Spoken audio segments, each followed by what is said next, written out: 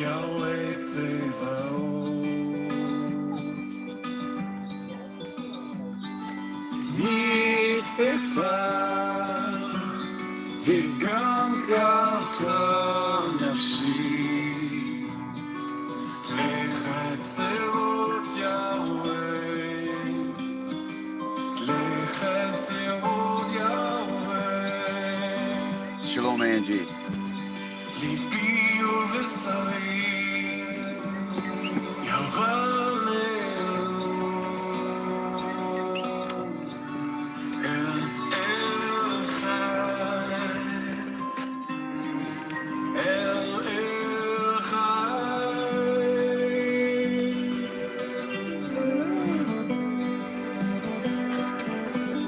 She's camera shot.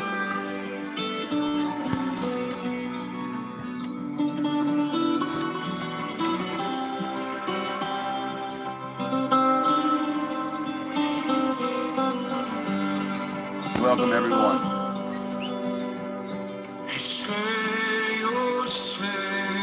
Please share it. Going to be talking about the calendar again and how to reckon the true Sabbath.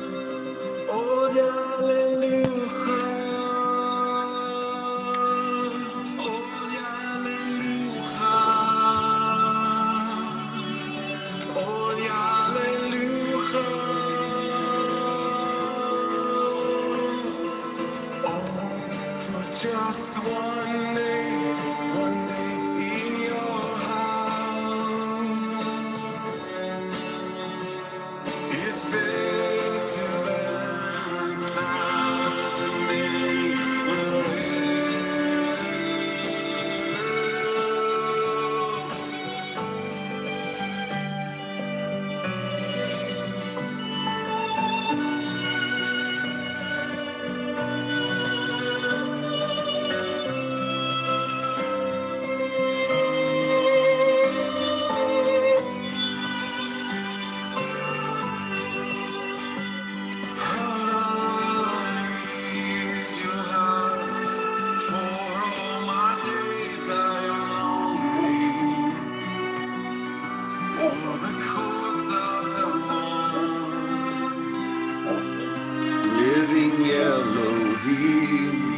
Today is Shabbat. Oh, how my soul it longs and even faints for the courts of the one Yahweh. My heart and my flesh, Yes, it is the 22nd they cry of Adar. for the living Elohim,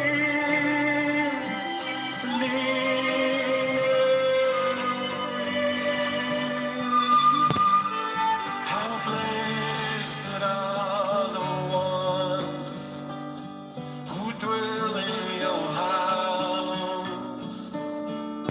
They will still be praising you, still be praising you. Forever they'll be praising you. Forever we'll be praising you.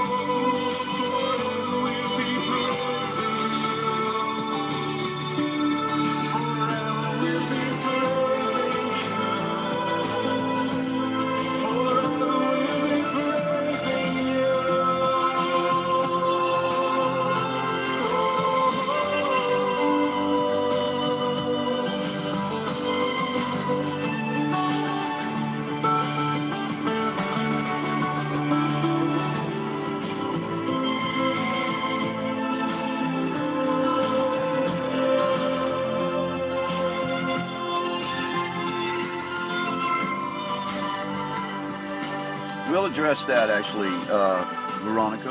One more song, you guys. Ezekiel 37. This is happening now. Listen to these words. You've forgotten who you are.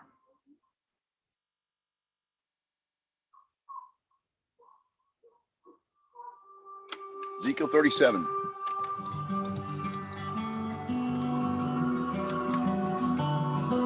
And then we'll get started. Shalom, Karen. Hand of Yahweh came upon me, and he took me far away to a valley filled with many bones. They were very, very dry. He said, "You must prophesy, oh son of man. You must speak to the wind." So I prophesied as he commanded me. This is what I did say.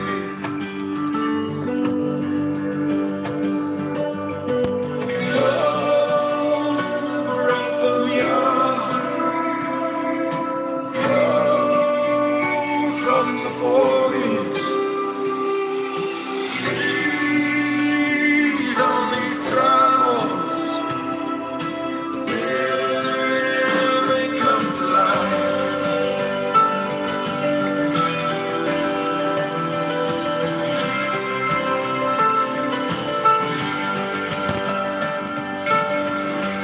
As I prophesied, when it came to life, and they stood to their feet, a mighty army, too big to number, so exceedingly great. And he explained to me, what is the mystery? This is the house of Israel.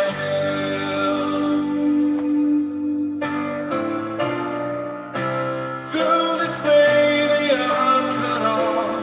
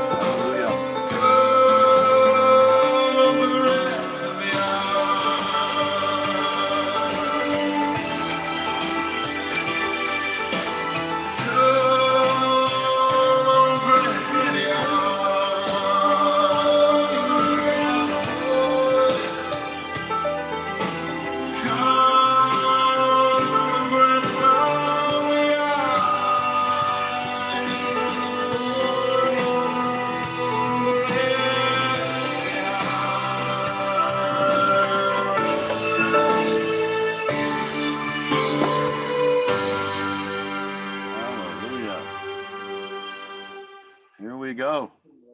Shalom. Here we are once again, you guys. Welcome to another broadcast. Oh, another song trying to come on. And as I said yesterday, we're going to pick it up again with the calendar. I had an amazing confirmation today, you guys, with Brother Gary over at Triumph, teaching on the very same chapter. I kid you not. I looked up in my feed and saw his title. He was talking about the seventh-day Sabbath. And so I went over just before this broadcast and watched. And sure enough, teaching, where Yahuwah gives it to the people, the pattern is laid out. And I was like, that's a confirmation right there. We're teaching on that today. I'm also going to be talking about the 364-day, 360-day, and the 365-day calendars, right? Because things have changed. There's been something that's happened. So we're going to go over some information in that. But more importantly, we're going to use, even though we've done tons of empirical and historical data and show that it cannot be a Saturday or a Sunday for the Shabbat fixed in a calendar under Hillel. It's not perfect.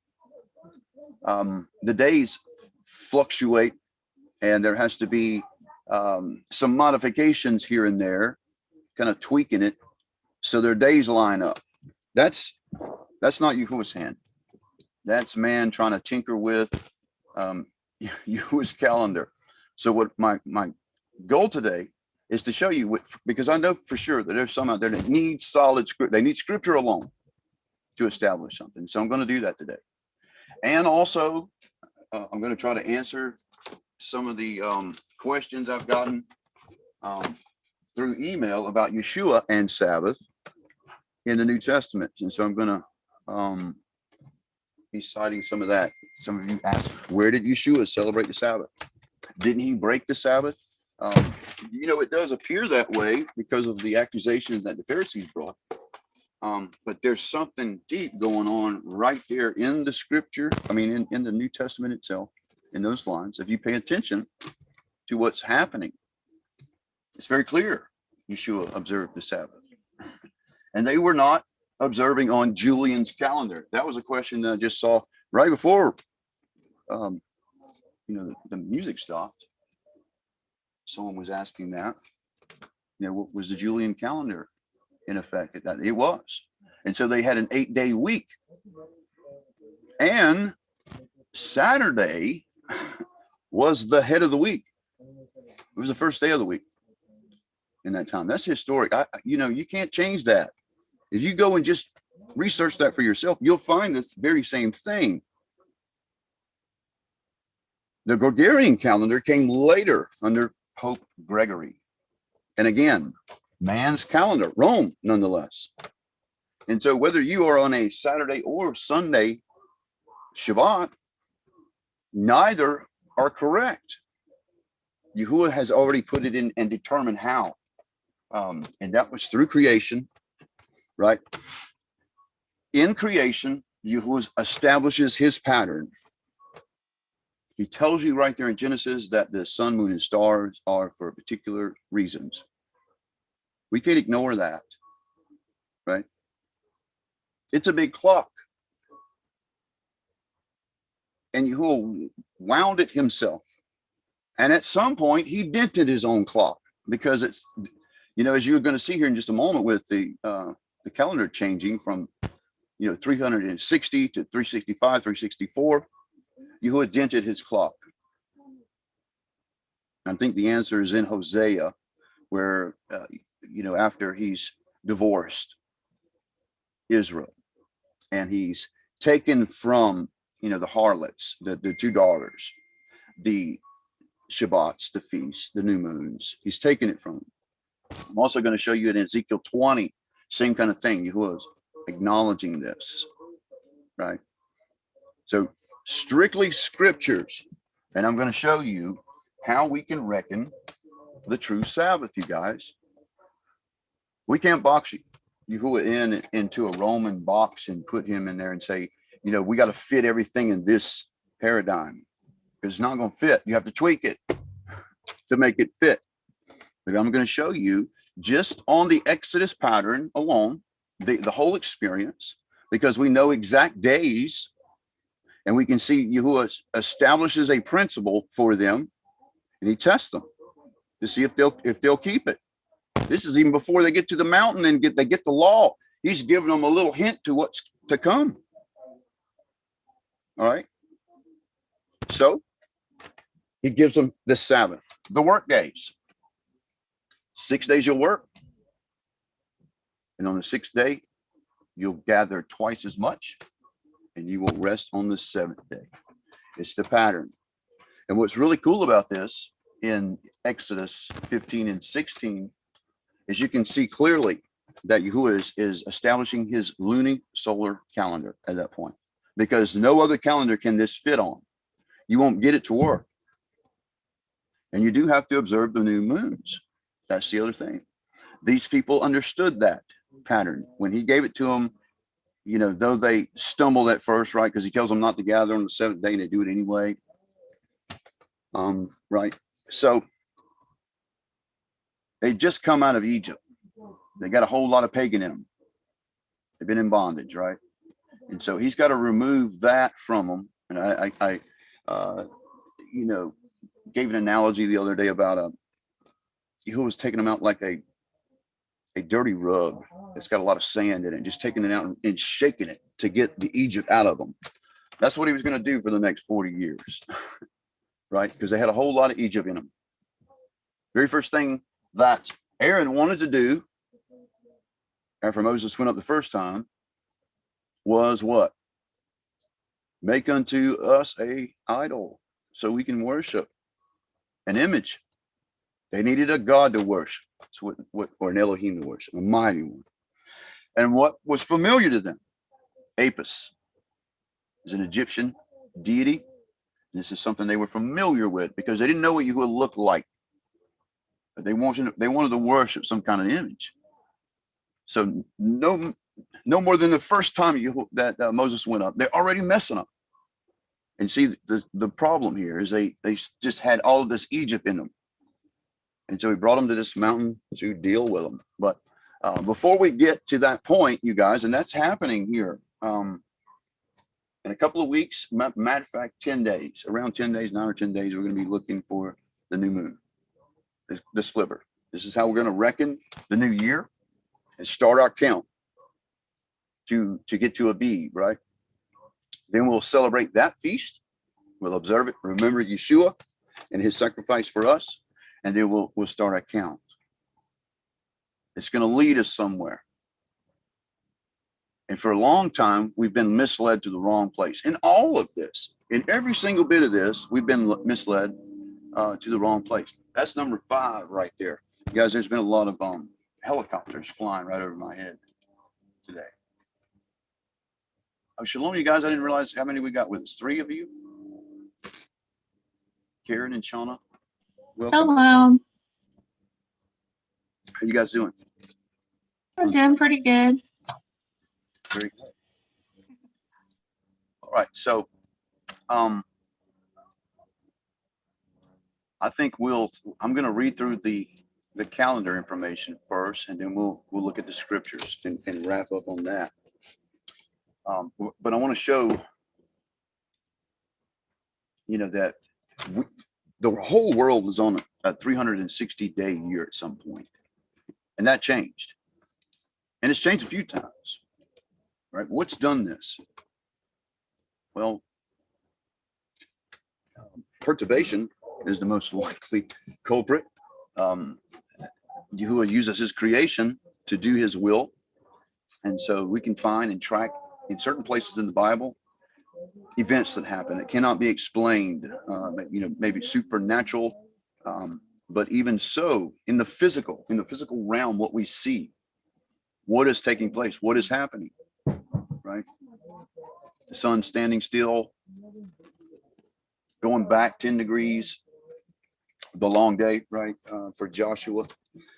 And then we see the anomaly that happens at the crucifixion with Yeshua, in a 3-hour eclipse that's taking place. Clearly not the moon, And furthermore, this particular time, which is Passover, there is a full moon in the sky. That's hands down, there's no denying that. Though some will try because they got their calendar backwards, they reckon the new moon is the full moon, but that's incorrect, you guys. Any fisherman will tell you that the new moon is when you cannot see it. It's at the conjunction. It's when you see that sliver, right?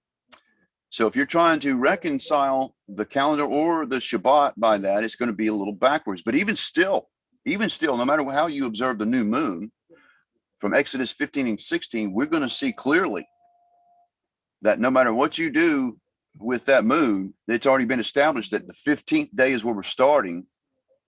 And he lays out this pattern of Shabbat in the seventh day rest.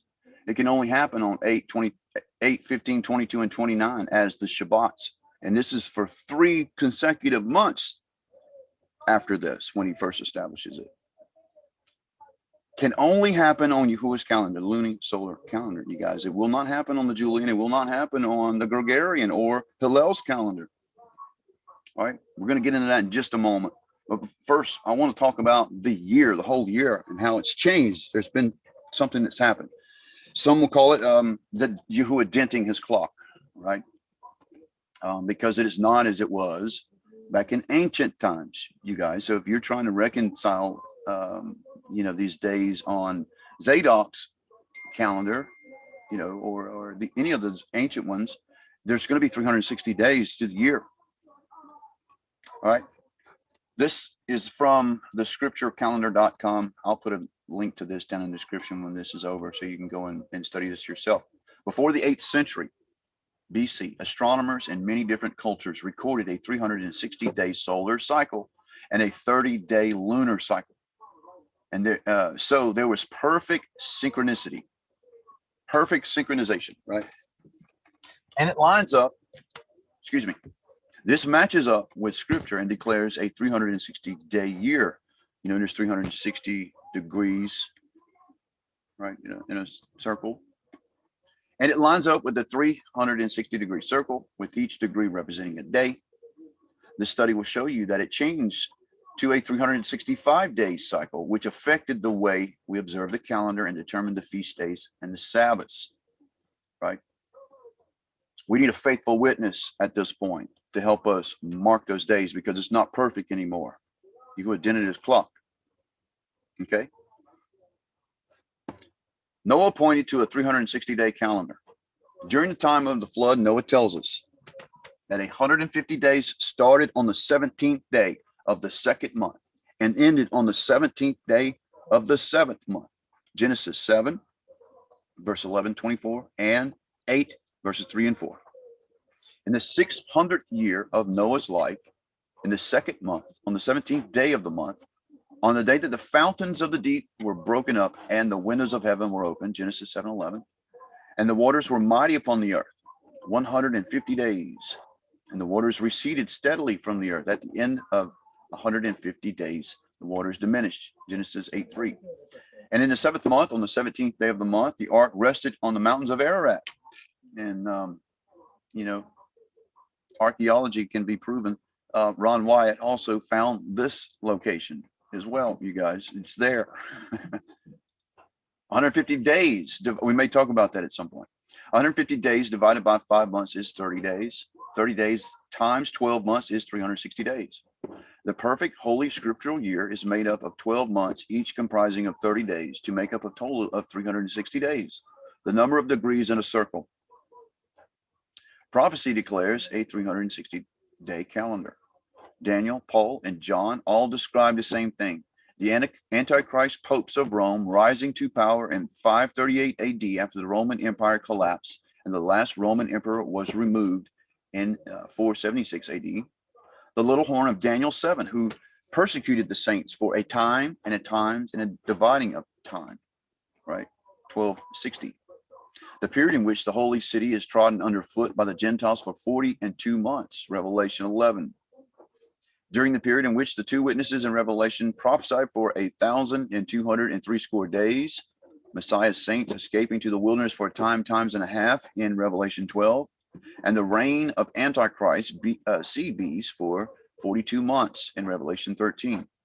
History unveils all these prophecies at all point to the same 1260 year time period of great tribulation from 538 to 538 to 1798 AD, during which the popes of Rome were reigning the power of the world. All right.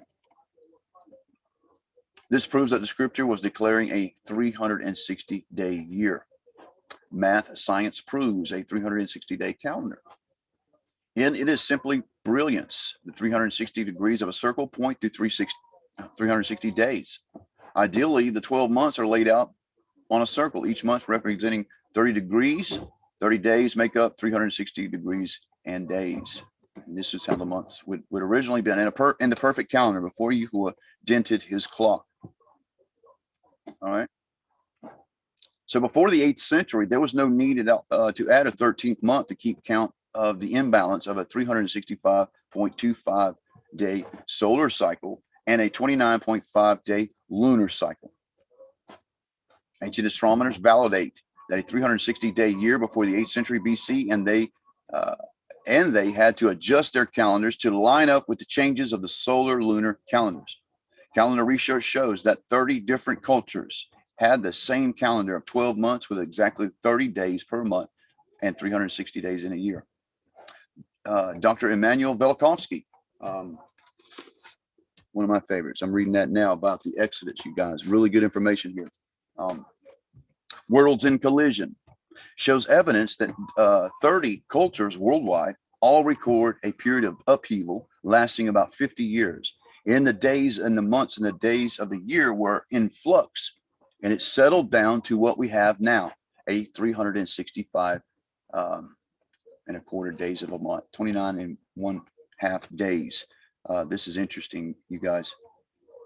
This upheaval. Worlds in Collision is basically talking about the influence of another, planetary bodies, plasma. Velikovsky was way before his time, you guys, and furthermore, he wasn't that kind of a scientist. He was a doctor of psychiatry. They thought he was a kook until well after his death. 99.9% of the things he said actually were true. And these scientists were baffled that he had this level of knowledge. And I think it was Yahuwah that gave it to him. He was a Jew. He talks about the Jews and his culture a lot. I don't know if he was a believer at all in Elohim. He may have been an atheist. I don't know. Maybe he was like Einstein, who later in his life came to the conclusion there must be a creator. Anyway, brilliant mind, lasting 50 years. We're talking about this would be Planet X, you guys, and the interaction between our planet and this object created a lot of devastation, not only to the surface of the planet and other planets, moons, but to our observance of a year, of a month, of a day. Those kinds of things were all kind of warped and changed. All right. The ancient Vedas of India showed a 360-day in the Brahma. I don't even have to say that. And they record that the moon waxed for 15 days and waned for 15 days in a month. Also state that the sun moved north in 180 days and moved south 180 days in a year. And in a later period, that they record that the year was reformed to a 365 and 1/4 days. So there was perturbation going on in this time, in these interactions with Planet X. In the ancient Persian calendar, 360 days later, it was reformed to add 5 Gatha days to lengthen the year. The Sumerians had a 360-day with months of 30 days, and the Babylonians adopted the Sumerian calendar. At the beginning of the 7th century BC, Babylon added 5 days to the year length. In ancient Assyria, clay tablets from the Royal Library in Nineveh show a 360-day year with 30-day months, and that the spring equinox always fell on Nisan 15. In ancient Egypt, there was a papyrus there that had a 30-day months, 360-day year. The year changed according to the 7th, 8th century BC, according to the Plutarch of the book of Sothis and the 5 Epigramena. days added to the year length. The Mayans of Mexico and the Incas of Peru in the Central and South America had a 360-day year calendar, later added 5 1/4 days to the calendar. Other cultures like China and Polynesia had 360-day calendars, and they amended by adding 5 days to the year. So all calendars in the world, you guys, had to alter their observance because something happened outside of their control. Something forced their hands to adjust their calendars. Right? Dr. Velikovsky put forth the theory that a near collision with a wandering planet-sized object caused the Earth to change its orbit slightly around the sun. This is the perturbation. Changing the year length from 360 days to 365 1/4. The moon's orbit around the Earth was also changed slightly so that the regular 30-day orbit came to have a 29.5-day cycle. Basically, Yahuwah is using his creation to reset his clock. Troy Miller calls it denting Yahuwah's clock, but I think it's, more likely he just changed it. He used his creation to change it to a different cycle. Maybe shorten the days, right? And had not the days be short and all flesh. I've always tried to, I've asked the Father, help me to reconcile what that means unless the days be shortened, right? You see him doing that in this with his creation. I don't think it's just a theory either, by the way. I think this is it. This is what's happening. We see the evidence in Scripture. It can't be explained other than the supernatural finger of the Most High. But when he does things in a very earthy way. He uses his creation. It's not like he takes his finger and stops the earth or stops this. It's creation does it. And it was set in motion at the foundation of all when he created to happen at a particular time. Dale W. Wong, in his book, 2006 book, The Ancient 360-Day Year, what it was and how it changed, laid out a similar thesis that Velikovsky near collision scenario. Dr. Wong calculated that the year when Hezekiah in Judah was healed, that Elohim gave him a sign by moving back the sun 10 degrees on the sundial. Now, how did he would do that? Did he actually take his finger and do that? Or did he take his creation and say, may it be so? When he created, that's what he did.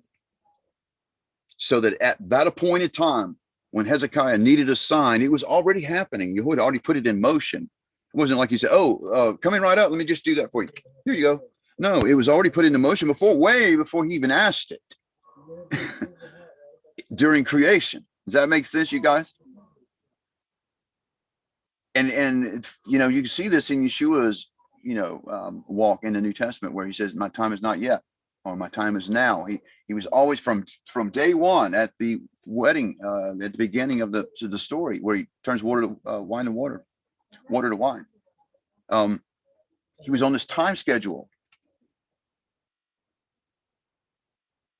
It had to be at the right time that he was going to be on the cross, right? He celebrates the Passover with his disciples the day before because he was going to be on the cross on the actual Passover. When, coincidentally, the lambs are being slaughtered in the temple. That was going down at that time. The very same time they were crucifying him on the cross. To the moment. Because he had to be on the cross when the sun was being blotted out, you guys. Yeshua was within Yahuwah's order, his creation, and had to operate in that, if that makes any sense.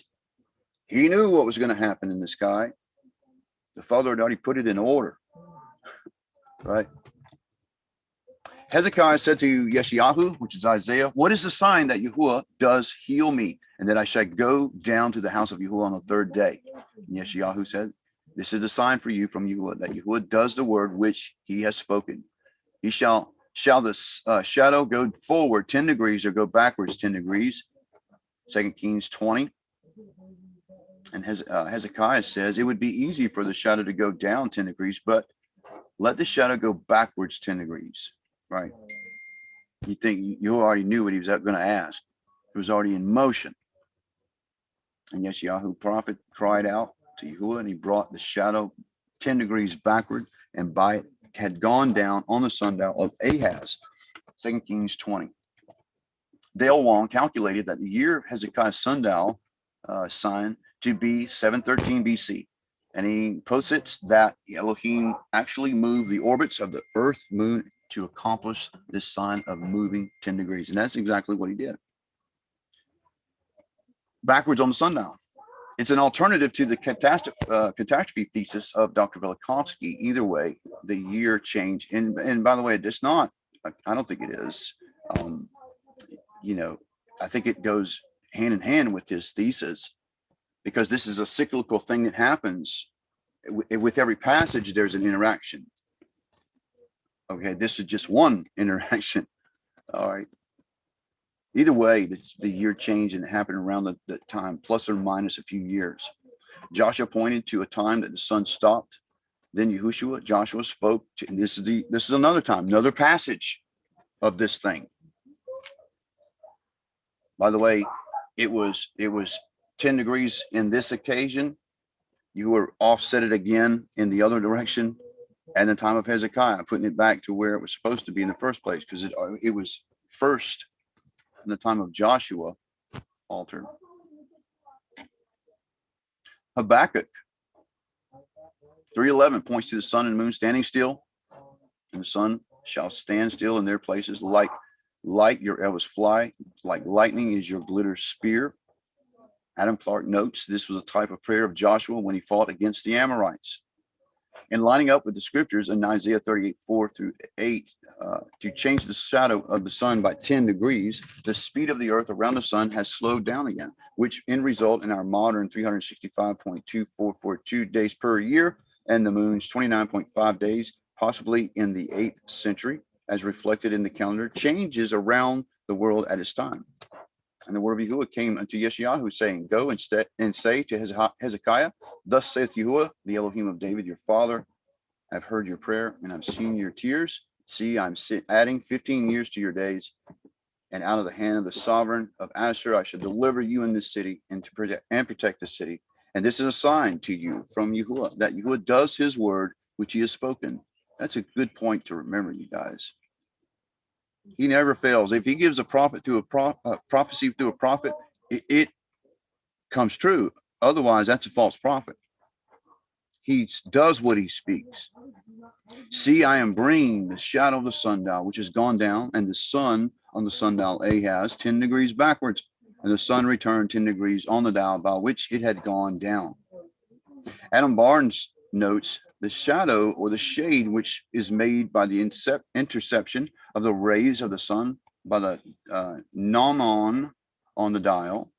The phrase bring again, Hebrew mishef, means to cause to return.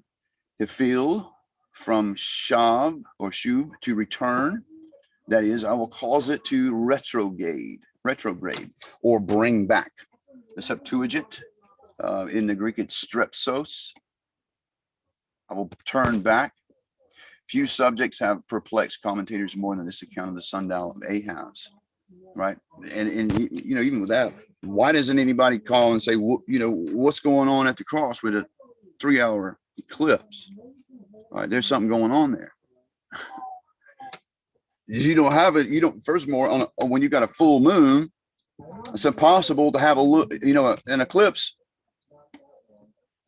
at that particular time. The moon's in the wrong place. It's not eclipsing the sun. It's something else doing that, you guys. But for over 2,000 years, nobody said anything about that. Why nobody? It's just like it's been sealed from us. We'd never questioned, what is this object? There was an immense earthquake. I don't think it was just local either. I think the whole world shook at that point. The Son of Man was on the cross, right? There was a planetary body doing that, and there was probably a lot of plasma released. There was lightning and thunder, earthquakes, damage to the temple. It's the same object. The only other place where the sundial is mentioned in the scriptures is the parallel place in 2 Kings 29-10, the account of somewhat more full, the nature of the miracle more fully represented. This sign shall you have of Yahuwah, that Yahuwah will do the thing which he had spoken. shall the shadow go forward 10 degrees or go back 10 degrees? And Hezekiah answered, it is a like thing for the shadow to go down 10 degrees. Nay, but let the shadow go backwards 10 degrees. That is, it would be in the the usual direction in which the shadow takes for it to go down, and there would be less that would be decisive in the miracle. He therefore asked that it might be moved backwards from its common direction, and then there could be no doubt that it was from Elohim. 2 Kings 20. And Isaiah the prophet cried unto Yahuwah, and he brought the shadow 10 degrees backwards, by which it had gone down the dial of Ahaz. Adam Clark notes, which has gone down, by which the sun has gone down. By Shemesh, the Septuagint, the Syriac, and the Chaldee read Hashemesh. Hashemesh, yeah. In the history of this miracle in the book of Kings, 2 Kings 20:9 through 11, there is no mention that at all made of the sun, but of only it going backward of the shadow, which is might be affected by the supernatural refraction. The sun in this verse is omitted in the Septuagint. The pulpit commentary notes that sundial of Ahaz, we are informed by Herodotus that the sundial was an invention of the Babylonians, Herod 2:109, and from it would readily pass to the Assyrians. Ahaz have obtained the knowledge of it, or an actual specimen, when he visited Taglath-Pilzer at Damascus in 2 Kings 16. And on his return to the capital, he caused one to be erected there, the sundials of several kinds. The one here spoken of seems to be consisted of several steps, with the perpendicular gnomon or pole at the top, the shadow of which receded up the steps as the sun rose in the heavens and descended down them as the sun declined. We must suppose that the sign was given in the forenoon, when the shadow was gradually creeping up the steps. Hezekiah thought that a sudden jump in the same direction would be as nothing compared with a reversal of motion, and therefore required that the shadow should go back, in which it did. How the effect was produced, whether by an eclipse, as argued by this guy here, or by refraction, or by actual alteration of the Earth's motion, we are not told, but there is reason to believe that the cause, wherever it was local and not general, since the king of Babylon subsequently sent ambassadors to inquire concerning the wonder that was done on the land. So they saw it in other places too. This was happening everywhere. The sun returned 10 degrees. We must not press this expression as indicating a real alteration of the sun's place in the heavens. The meaning is that the shadow cast by the sun returned. King Hezekiah lived from 739 BC to 687 BC, so it started in 702 BC. The narrative of Hezekiah's sickness and miraculous recovery is found in 2 Kings 20:1-2, Chronicles 32:24, Isaiah 38:1. Various ambassadors came to congratulate him on his recovery, among them Merodach Baladan and the king of Babylon, 2 Chronicles 32. In a full day, we have 24 hours, each hour having 60 minutes, and in the hours of daylight, we have half this amount in 12 hours. 360-degree circle on a sundial divided by 12 hours of sunlight, average day 30 degrees per hour. 1/3 of an hour is 60 minutes equals 20 minutes. 1/3 of 30 degrees is 10 degrees. 10 degrees would therefore equal 20 minutes. So when the shadow moved backwards 10 degrees, this added an extra 20 minutes per day. So how long does this add to a year? 20 minutes per day is 20 minutes per day times 360 days equals 7,200 extra minutes per year. 7,200 extra minutes per year divided by 60 minutes an hour equals 120 hours per week. 120 extra hours per week divided by 24 hours in a day equals 5 days per year. So over a year, Around 5 extra days have been added to the original 360-day year, which now results in a year with 365.2422 days. This is what I believe to have caused all of these nations to change their calendar as they were following a solar year according to what was grown in the fields. It's tied to agriculture. This quickly caused all, and it probably messed up, harvest and things like this. There were probably famines and things like that happen because it altered something in the cycle. This quickly caused all the calendars to be out, so much so that cultures had no choice but to revise them. The prophecy in Ezekiel 4 is to lay on his side for 390 days, confirms the 13th month. Per Albert Barnes, at the time of Ezekiel, was after the solar cycle changed to 365 days, which would have required 13 months, some years. Those scriptures do not declare it specifically. The mathematics prove it. The year in which Ezekiel delivered his prophecies against Egypt corresponds with the first year of the reign of Pharaoh Hophra, Aphrys of Herodotus. The ascension 589 BC of the king to the Egyptian throne affected very maternally in the future of the kingdom of Judah.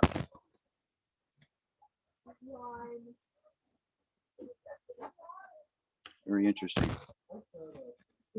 Genesis 5:23, and all the days of Enoch were 365 years. Interesting, right? This means that during the Messiah's ministry, the sun was only in a 360-day circuit out of alignment. Return to a 360-day calendar. This is really interesting concept.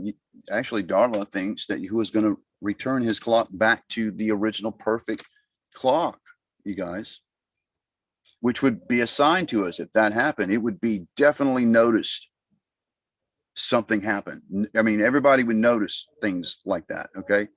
It's undeniable. You would lose those 5 days. I mean, big things. That's a miracle only Yahuwah can do. Enoch's calendar has 364 days. Here's a challenge of the book of Enoch. If Enoch was written by Enoch, he lived way before 713 BC. So him writing about a 360-day yearly sun cycle doesn't fit, as many cultures including Israel, recorded a 360-day year. If the solar cycle of his day was 364 days, it's not anymore. So the calendar does not work for today. And that's my point. If you're trying to keep Enoch's calendar on the way the sun and moon and stars are today, you're going to be off, right? It's Yahuwah who determines these things, not us. We can't modify his clock. He is the only one that does that.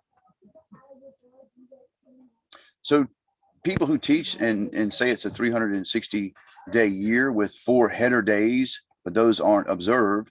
So this means that they're missing 5 days a year with no way to compensate for them. 360 days without header says header days. They need more info, he says. And so I'm going to put this down in the description for you guys if you want to go over it. So let's go to something that I want to establish with scriptures that we can determine the Sabbath day. You guys got to take a drink of my beverage here to dry mouth.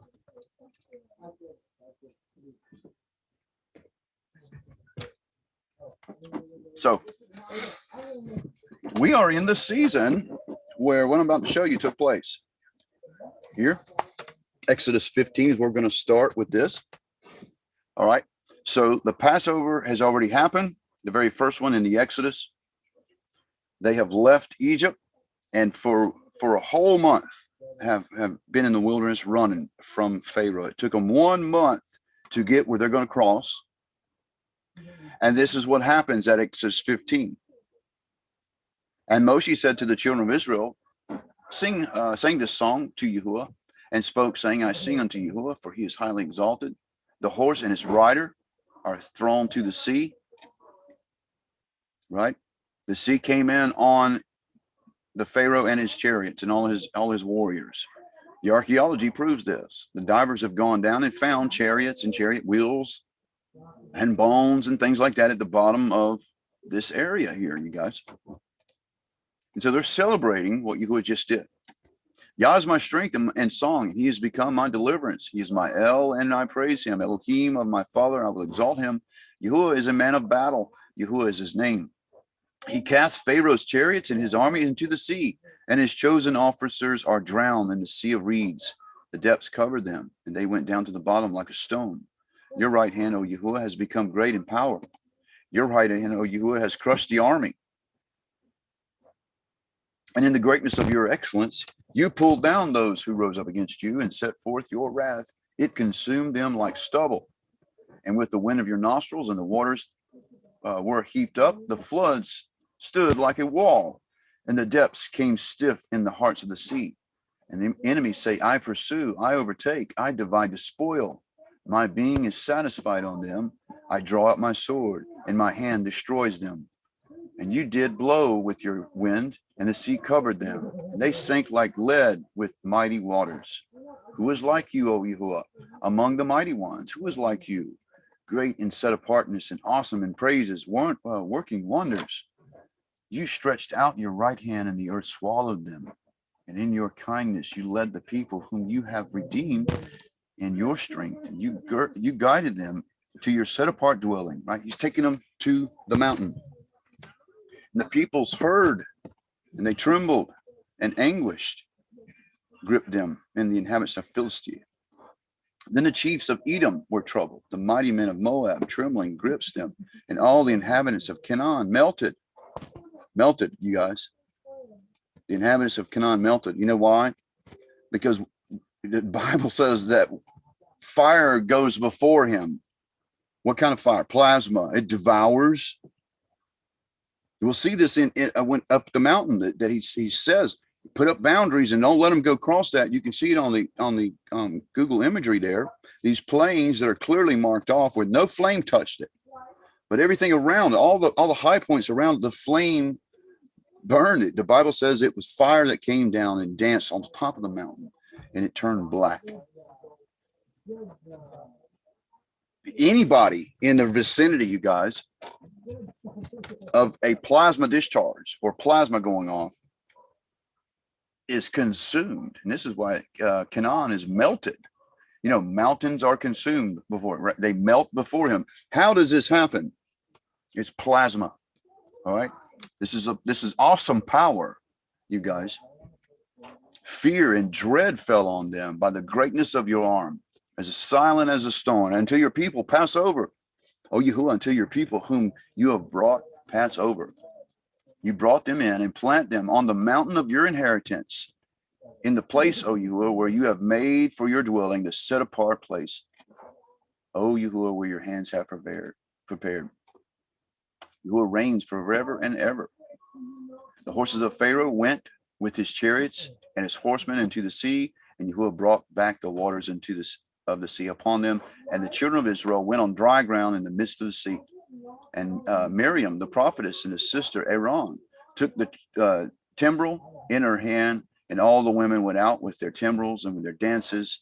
Right, they're celebrating what Yahuwah has just done for them. And Miriam answered them, sing unto Yahuwah, for he is highly exalted. The horse and his rider he is thrown into the sea. And Moshe brought Yisrael from the sea of reeds, and they went out into the wilderness of Shur, and they went 3 days into the wilderness and found no water, right? And they came to Marah. That word in Hebrew means bitter. And they were unable to drink the waters of Marah, for they were bitter. So the name was called Marah. And the people grumbled against Moshe, saying, what shall we drink? And he cried out unto Yahuwah, and Yahuwah showed him a tree. And when he threw it into the waters were made sweet. There he made a law and a right ruling for them, and he tried them. Okay, this is really important that we see this, right? He made a law and a right ruling for them, and he tried them. This is what he said. Pay close attention to this. And he said, if you diligently obey the voice of Yahuwah, your Elohim, and do what is right in his eyes, and shall listen to his commands and guard his laws, I shall bring on you none of the diseases I brought on the Mitzrites, for I am Yahuwah who heals you. Okay, so this is what he's going to do. That if we do what he tells us, and we keep his commands and we guard his laws, that's what Netzarim means, guardian. None of these diseases I brought on the Mitzrites. I am Yahuwah who heals you. And they came to Elim, where there were 12 fountains of water and 70 palm trees, and they camped by the waters. And this is where it is on Google Earth here, you guys. I really hope this is going to let me transition without stop screen shares. Are you watching, Darla? Well, it would be nice if you were at that moment. Now I just have to stop share and reshare. Here we go. I never know if it transitions while we're live. It doesn't in class, but sometimes it seems like it does while we're live. All right. So they've come to Elam or Elim. They just come across. You remember the Pharaoh and his armies have just been consumed by the waters. And so they're at this place here. It's taken them 1 month to get here, you guys, and that is irrefutable. That is conclusive. The scriptures tell you the exact date that they left, irregardless of whether you believe it was, a new moon or the full moon, or call the full moon the new moon, and you got it backwards. Irregardless of that, the 15th day is the 15th day, and so the math is going to prove it's right here. Okay. This is where they came. Historical fact, still here 3,500 years later, this very spot. It's a place of the 70 palms. All right. And so back in the story, there were 12 fountains of water and 70 palms, and they camped by the waters.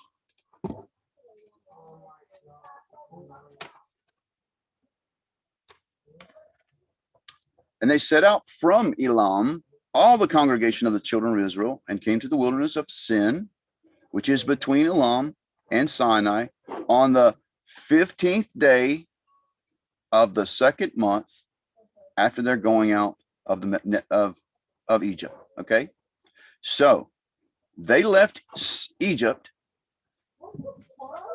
on the 15th day of Nisan, you guys, and we know when that was, when that is on Yahuwah's calendar. It will look, did I close it out? I must have closed it out. That is really dumb. 15th day on the calendar. Let me pull that up before we go any first, because we're going to look at the days as they are on the calendar. I can't believe I closed it out. How I missed that.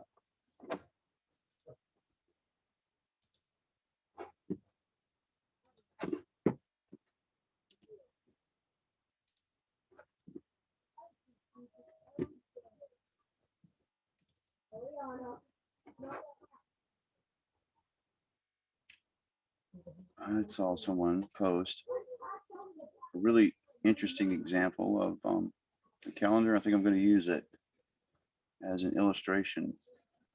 Just give me a moment to find it. You guys, sorry I wasn't prepared. Apparently, I closed it out before the broadcast.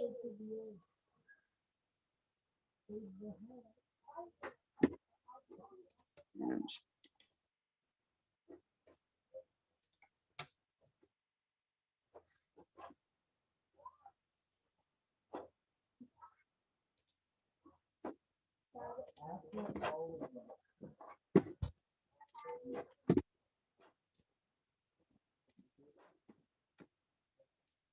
All right. Creator's scriptural calendar. Okay. So they left on the night of the 15th, which was a Sabbath, you guys. There's a full moon in the sky. Right? And they arrive 1 month later to where we're just at in the scriptures. 1 month later, we're here is a full moon. Right? And it's the 15th day of the month. Right? That's universal.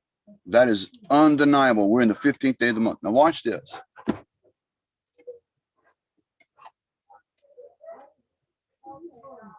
On the 15th day of the second month, after they're going out of Mitzrayim, all the congregation of Israel grumbled against Moshe and Aaron in the wilderness.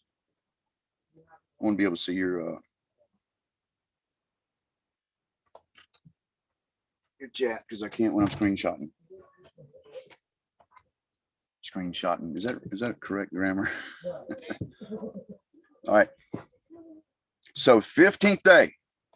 They've been on the road for a month.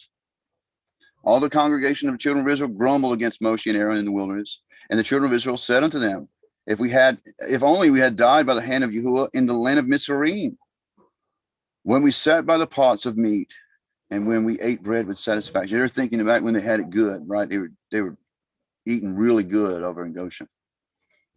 For you have brought us out in this wilderness to put all this assembly to death with hunger. And Yahuwah said unto Moshe, see, I am raining bread from the heavens for you. This is when he starts giving the manna, you guys. Pay attention. And he is establishing something here. All right. And I would suggest, you guys, that this is the perfect place to see where Yahuwah is establishing the Shabbat with the people who are coming out of bondage. They got a lot of Mitzrayim in them, right? A lot of Egypt in them, and now a lot of pagan in them. He's gonna make a deal with them. He's gonna say, I'm gonna test them, see what happens here. And the people shall go out and gather a day's portion every day, in order to try them, whether they will walk in my Torah or not. And it shall be on the 6th day that they shall prepare what they bring in. It shall be twice as much as they gather daily. So we're going to gather for 6 days. And on the 6th day, we're going to gather twice as much, because the 7th day is going to be the Shabbat. And Moshe and Aaron said unto the children of Israel, at evening, you shall know that Yahuwah has brought you out of the land of Mitzrayim. And in the morning, you shall see the esteem of Yahuwah, for he hears your grumblings against Yahuwah. And what we are we, that you grumble against us? And Moshe said, in that Yahuwah gives you meat to eat in the evening, and in the morning bread to satisfaction, for Yahuwah hears your grumblings, which you make against him. Remember, they were just saying, talking about boiling pots of meat and bread, right? To their satisfaction. He hears their grumbling. Say to the congregation of children of Israel, come near before Yahuwah, for he has heard your grumblings. And it came to be, as Aaron spoke to the congregation of the children of Israel, they looked toward the wilderness, and see, the esteem of Yahuwah appeared in the cloud. And Yahuwah spoke to Moshe, saying, I have heard the grumblings of the children of Israel. Speak to them, saying, between the evenings you are to eat meat, and in the morning you are to be satisfied with bread. And you shall know that I am Yahuwah, your Elohim. And it came to be that the quails came up at evening and covered the camp. And in the morning, the dew lay all around the camp. And the layer of dew went up, and see, on the surface of the wilderness was a small round substance, as fine as frost on the ground. And the children of Israel saw it. And they said to each other, what is it? For they did not know what it was. And Moshe said to them, it is the bread in which Yahuwah has given you to eat. This is the word of which Yahuwah has commanded. Let every man gather according to each one's need, an omer for each being according to the number of beings. Let every man take of those who are in his tent. And the children of Israel did so, and gathered, some more and some less. And they measured it by omers, and he who gathered much did not have too much, and he who gathered little did not have too little. Each one gathered according to his need. And Moshe said, let no one leave any until morning. And they did not listen to Moshe. And some of them left part of it until morning. And it bred worms and stank. And Moshe was wroth with them. And they gathered it every morning, each one according to his need. And the sun became hot, and it melted. And it came to be on the 6th day that they had gathered twice as much of bread, 2 omers of each. And all the rulers of the congregation told Moshe. And he said unto them, this is what Yahuwah has said. Tomorrow is a rest, a Sabbath unto Yahuwah. Okay, so let's count. Let's count. If they got there on the 15th day, you guys, let me go back to my calendar. Here we are. Got to share screen again. Remember, they got there on the 15th.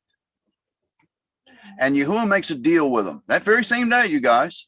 Right? So today's a Sabbath, and he's laying it out for them. He said, you're going to gather manna for 6 days. And on the 6th day, you gather twice as much, and you rest on the 7th day. Okay? So it was a 15 day when he said that. So let's count. The next day is a work day right here, which is the 16th day of that month. It's day 1. They gather 1, 2, 3, 4, 5, 6. And they gather twice as much on this day. The next day is a Sabbath rest. So you see how that works? It just showed you that in the scripture, that they declared that this next day is a Sabbath rest. And you know what Yahuwah did? He did this for the next 3 months, that same pattern. After the 22nd, you know what they did? They gathered for 6 days, gathering twice as much on that 6th day and rested on that 7th day. You see how that works? It's the 29th day of the month. And then you know what they did? They observed that new moon. It's an appointed time. It's a set apart time. And we're supposed to meet with Yahuwah. It's a worship day. And when we sight that new moon, we know the next day is a work day. And we're going to gather manna for 6 days, right? Gathering twice as much on that 6th day, right? 1, 2, 3, 4, 5, 6. Don't let the 7th day of the month confuse you with the 6th day of working, right? This is a month count and a week count. Simultaneous. 2 different ones going on. So we're gathering for 6 days, twice as much on the 6th day, and resting on that 7th day. And then we repeat the cycle again. Day 1 of week 2 is day 9 of the calendar. We gather for 6 days, twice as much, which is preparation day, right? Twice as much on a preparation day, and you rest on that Sabbath. We're doing this consecutively for, I mean, it's right there in your scriptures, beloved. Here we go again in week 3. We're gathering for 6 days, twice as much on that 6th day and resting on that 7th. And then we do it again. We gather for 6 days, twice as much on that 6th day and rest on that next day. That's 7th day Sabbath. It is every time, beloved, 8, 15, 22, and 29. Let's look at the scripture. I'm telling you the truth. It came to be on the 6th day that they gathered twice as much bread, right? So they gathered for 6 days. We started on the 15th, beloved. If we do that for 6 days, gathering twice as much on the 6th, resting on the 7th, what is that day right there if we start on the 15th? It's the 22nd day of the month. And if he's establishing that we're going to be doing this for a couple of months here, it's going to follow the same every time, you guys. And there's no way you can bend this to a Julian calendar or a Gregorian calendar or only a lunar calendar or only a solar calendar. It can only fall on a lunisolar calendar. It's the only way. And see, he reiterates this going on, you guys. And Moshe said, eat it today, for today is a Sabbath unto Yahuwah. Today you will not find it in the field. Gather it 6 days, but on the 7th day, which is the Sabbath, there is none. It's the 22nd of the month, you guys. The very next day, we're going to gather for 6 days, twice as much on the 6th, and resting on the 7th. It's going to be what day of the month? All together, 29. But even so, and it came to be that some of the people went out on the seventh day and they found none. They didn't, they just didn't believe.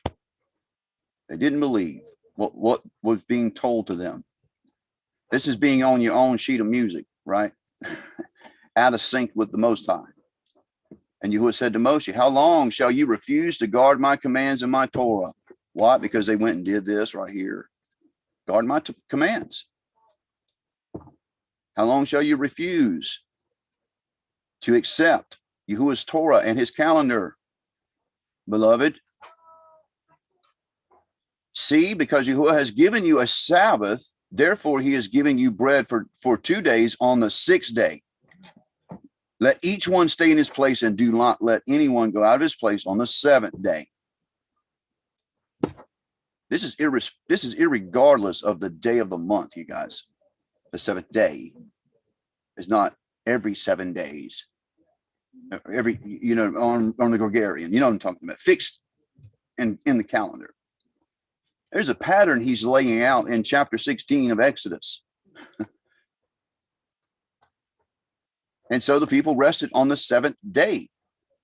Okay, so which day? That's the 29th right there. We've just gone through a couple of Sabbaths. That's the pattern given. You follow it. Keep going to the next chapter. You'll see. You'll see that it's the same thing. He fed them manna every morning, and every evening they got quail. And they gathered for 6 days, twice as much on the 6th, resting on the 7th, all the way up to Sinai, you guys. So look, let's go to Google Earth. They started here at where the Elam is, and they did this all the way up. So it took them a while to get up to where the mountain was. This is very treacherous, you guys. It's a steady incline. You're talking about 1 million people. Not everybody can walk side by side. So you got a big long trail of people, like a wagon train of people going through these canyons all the way up, resting in certain places, right? So they go to Rephidim. This is all documented. I believe it took them another month to get up to here. Right? And by the way, we're counting, the count of the Omer. If you stop at 50, and that's where you stop on your count, you're in the wilderness. They ain't even got to the mountain yet, and you're stopping to count for Pentecost. Shavuot is always preserved in this count, in this growth cycle of wheat, you guys. It took more than 50 days to get there. I mean, they were somewhere in the wilderness at 50. They were just getting to the mountain. Then Moses goes up and he gets the law. I've got that documented in the video I put out here recently called the Pentecost, the intentional misnomer, how that count is laid out. So let's look at, I want to show you something. Well, some will say, well, Yahuwah wasn't establishing the Sabbath with them there. That's not what he was doing. He established that in creation. That may be so. He may be established his own pattern of 6 days of work and the rest. That is true. But when the people come out of bondage, he did that in Exodus 15 and 16, that he gave it to them. He laid out the pattern. He said, I'm going to test you. I'm going to see if you can do this. Right? Look at what he says in Ezekiel 20. Look what he says. All right, so Israel been messing up. They're always been idol worshipers. Always. So even in Ezekiel's time, this is what he says to them.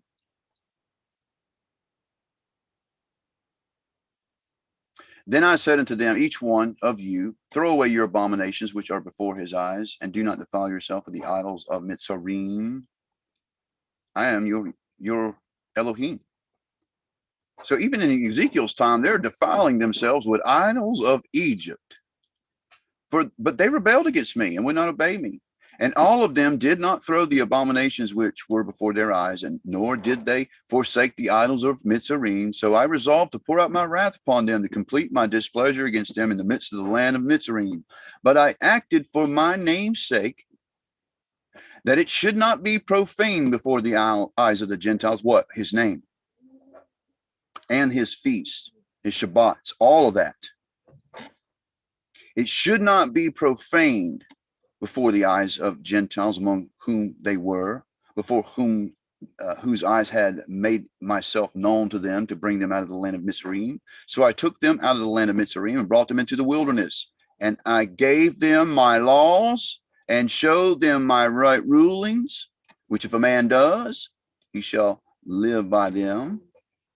I also gave them my Sabbaths to be a sign between me and them, to know that I am Yahuwah who sets them apart. It's a sign that you keep his Shabbat, is a sign between us and him that you are his, you guys. If you are in the church and you call yourself remnant, you're deceiving yourself. The qualifiers are not there. Well, yes, it is under Jesus. You're deceiving yourself. Yeshua also is under this order as well. He's fulfilling it. He didn't nail it to the cross. He's fulfilling it. We are to observe his Sabbaths, you guys. It's non-negotiable. He said it will be a sign between me and them to know that I am Yahuwah that sets them apart. But the house of Israel rebelled against me in the wilderness, and they did not walk in my laws. They rejected my right rulings. They still do that today, right? He shall live by them. And they greatly profaned my Sabbaths. Then I said, I will pour out my wrath on them in the wilderness to consume them, but I acted for my name's sake, not to profane it before the Gentiles, whose eyes I brought them out. And so I lifted my hand in an oath in the wilderness that I would not bring them into the land which I'd given them with flowing milk and honey, the splendor of all the lands, because they rejected my right rulings and did not walk in my laws and profaned my Sabbaths, for their heart went after idols. This is why he allowed the hijacking of the way, is because this was still a thing happening even after Yeshua, right? Mixing in things and, fake Jesus's walk, or fake messiahs. Jesus, there was not, what word didn't even exist until 500 years ago. But like Simon the magician, trying to mimic what Yeshua did in the ascension, doing magic tricks, because he wanted people to believe he was Yeshua returned. Right? We see that kind of stuff today. And Yeshua tells you, be not deceived in Matthew 24. There's going to be fake, messiahs, and Jesus has come along and say, I'm the one. He says, don't be deceived. My sheep know my voice, right? Don't be deceived. If it looks foreign, it probably is. Okay? So he tells you right there that that's where he gave it to him. He laid out the pattern. You can see that in Exodus. And if you would look at that with unbiased opinion, you can see that it lays out this lunar solar calendar undoubtedly. And there is no way that Yeshua was on, a Julian calendar keeping a Saturday Sabbath in his time. That wasn't happening. All of the Jews and Yeshua himself were still on the right calendar. It didn't get messed up until when, you guys? 325, same time the way it was hijacked. Hillel jacked up the calendar. That's when it became a Roman day, Saturday, Sunday worship for the Saturday for the Jews, Sunday for the Christians. That's a fact.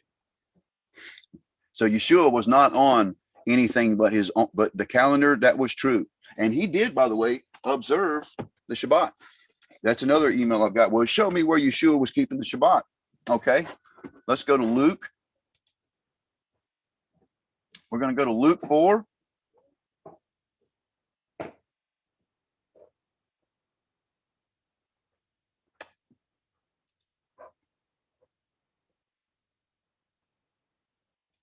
Computer's running a little slow.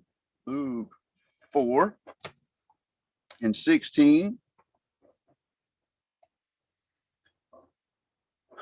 And Yahushua, being filled with the set-apart spirit, returned from the yard, and he was led by the Spirit into the wilderness, being tried for 40 days by the devil. In those days he did not eat at all, and afterwards that he had ended, he was hungry.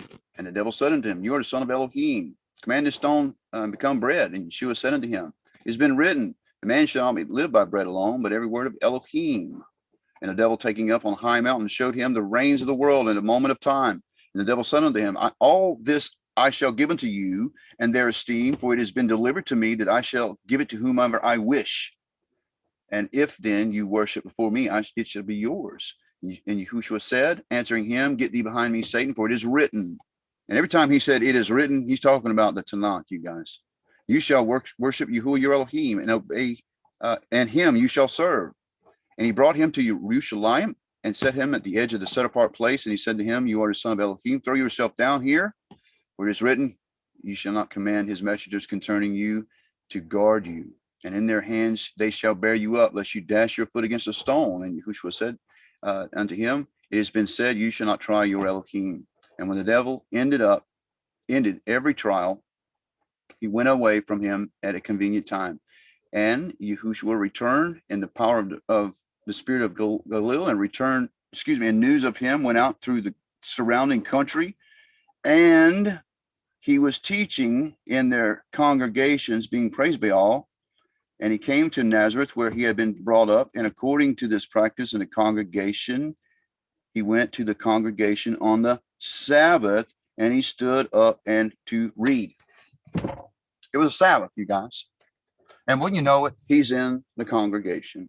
He's in the synagogue, as he always is, right? Luke, also Mark records this in other places where Yeshua is keeping the Sabbath. Let's go to Mark 1:21. And they went to Kephar Nahum, and immediately on the Sabbath, he went to the congregation and taught. And they were astonished at his teaching, for his teaching to them was possessing the authority, not as the scribes. And there was a man in the congregation with an unclean spirit, and he cried out, saying, what do we do with you, Yahushua of Nazareth? Did you come to destroy us? And guess what he did? He cast out a devil on the Sabbath, but he still kept it. He wasn't breaking anything about casting out demons or healing somebody. All right. So Mark 3. Let's go to Mark 3.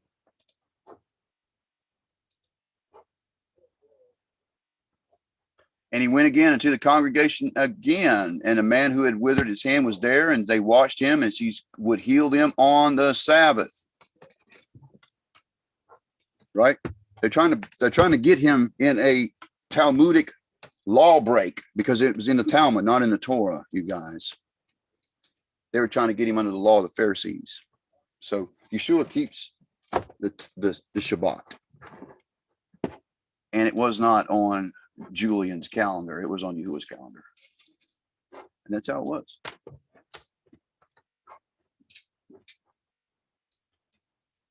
Now I can see your chat. I couldn't see the chat for a while.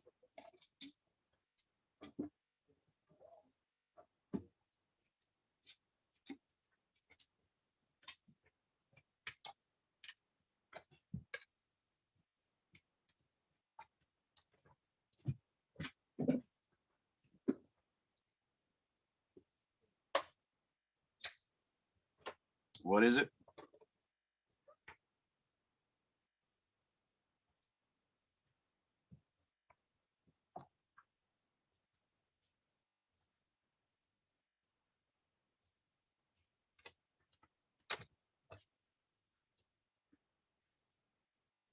I cannot, the chat is going so fast, I can't see what you guys are asking.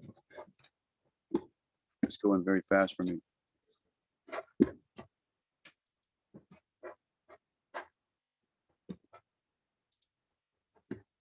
Really? All right. All right, guys, let me play a song for us so I can take a break. I got to use the bathroom, get something to drink. and then we'll come back and talk.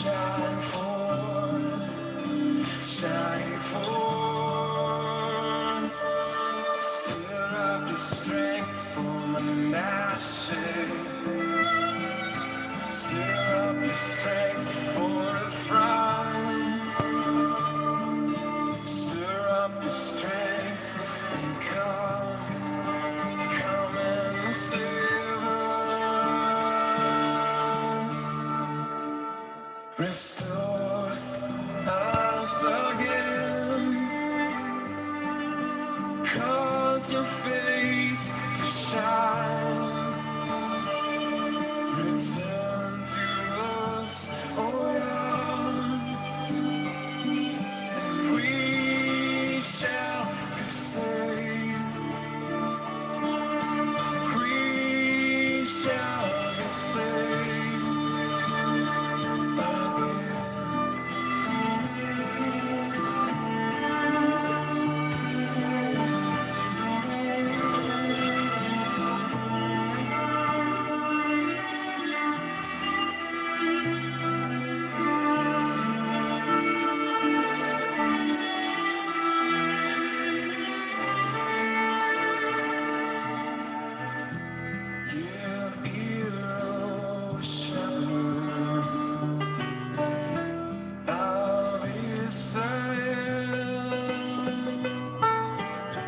How long will you be angry and feed us bread of tears? Restore us again and cause your face to shine. Turn to us, oh yeah, and we shall be saved. We shall be saved.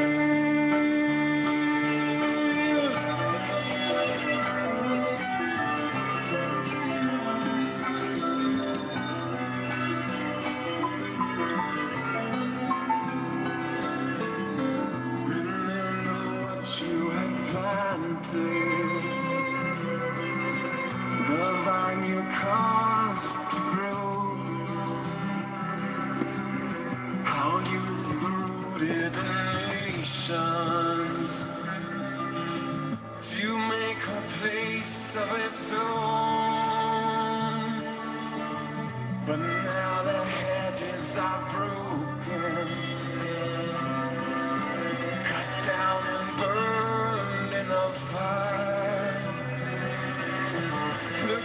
from heaven, come and visit your vine. Restore us again, cause your face to shine. Turn to us, oh yeah, we shall be saved, and we will be saved. I see your comment, Marty. Again. And that is going to be another study. Is what we're going to do on that, okay? Because that is a lot to cover. We're going to use that also, scriptures, to establish that. Marty's asking the question about observance from dawn to dusk, because that is a completely, it's a pretty intense study. There's a lot of reading on that, just like we just did. So we're going to cover that in the next one, probably.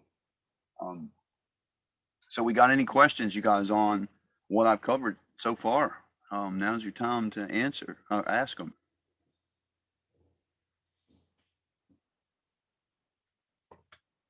Nope, I'm still here, Angie. I just needed a little break. There was a lot of reading.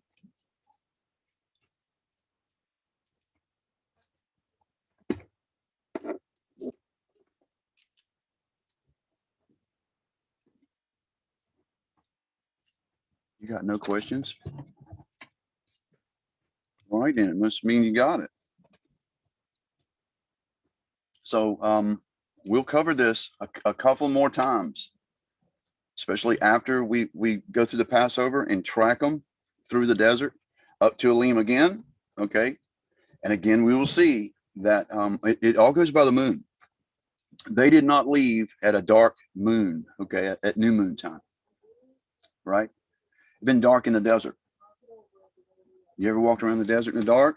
It's very dark. There's a lot of, crevasses and, obstacles and things you don't want to fall in the desert, any desert. There are pitfalls and things like that, right? So it's very unsafe to be wandering around the desert in the dark of night, in the pitch black dark of a new moon. The real new moon, you guys. I'm not talking about, the other camp who thinks the new moon is the full moon. That is incorrect observation. Any meteorologist, any weatherman on the planet will tell you the new moon is the dark part of the conjunction. Any fisherman will tell you the same thing. That's when it is. And so is the seventh. That is the Shemitah. That's also another teaching. We'll also cover that as well, the Shemitah, which is coming up in just a few days with the new year. You guys, I got like 410 pounds of seed I got to get on the ground. Forage for the cows. So I got to do that this next week. So be praying for me. It's a lot of work. How do we see the moon when it's cloudy? A good question, right? It takes observation. So because now we have technology, you can call on down the road or look on the internet. But in ancient times, what would you do? How would you do that? It would take consecutive nights of watching if that was the case, if you didn't have clear weather, right? And then when you could finally see the moon, let's say it was 2 or 3 days after that, you would know by the way that moon looks on that night how to back it up. Does that make sense?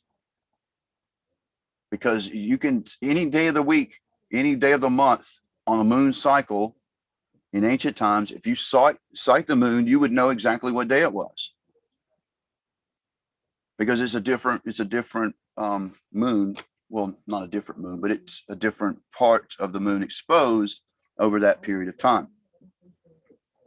Any codes on the Maseroth? I'm sure we've got something somewhere, but it is not coming to me at the moment of what we have on that, but I'm sure we do.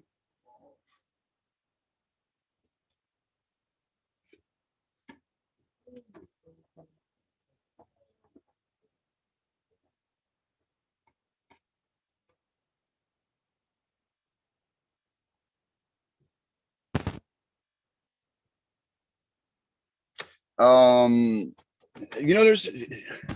the thing is in farming, it's an ordinance for farmers to let the land rest. I don't know if it's a big deal or not if you put something in pots or something like that. I don't know. That's going to be my alternative for those trees that I can't get planted in the next few days. Will go into a pot for the year, and so they just won't go into the ground. But yeah, I don't think you can't do that. If you've got things that you're planting like fruit trees and all of those kinds of things, you can't harvest. You can prune it, things like that, but you can't harvest from it. Got to give it a rest.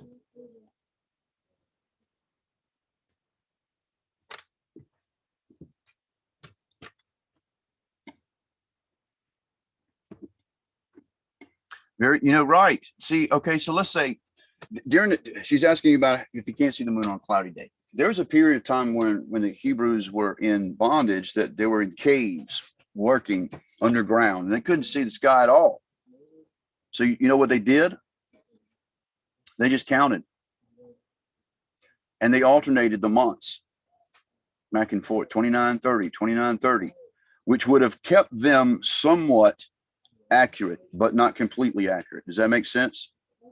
So if you can't see it and you're expecting the new moon to be on a certain day and you don't have a cell phone, you can't reckon it by calling someone down the road, it's going to be observation exclusively. You're going to have to keep coming back until you can see it and walk it back.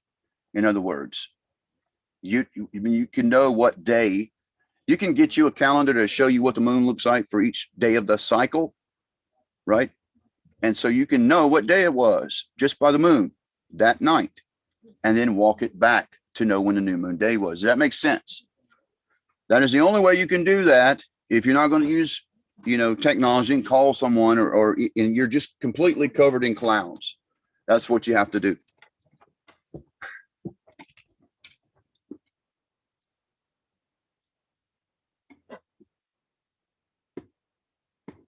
All right, so I think that's all the questions there. I'm going to end the broadcast here, you guys, but we'll pick it up again another time. Maybe tomorrow. We'll do the same time and continue talking about these things until we get it, until we get to Abib and walk it out together, keeping all the Shabbats, all the Sabbaths, all the feast in line according to the Moedims. And I think you'll see it's not complicated at all. All right, you guys. May you will bless you and keep you, and we'll see you in the next broadcast. The puppy's somewhere else. I don't see where she's not under me right now.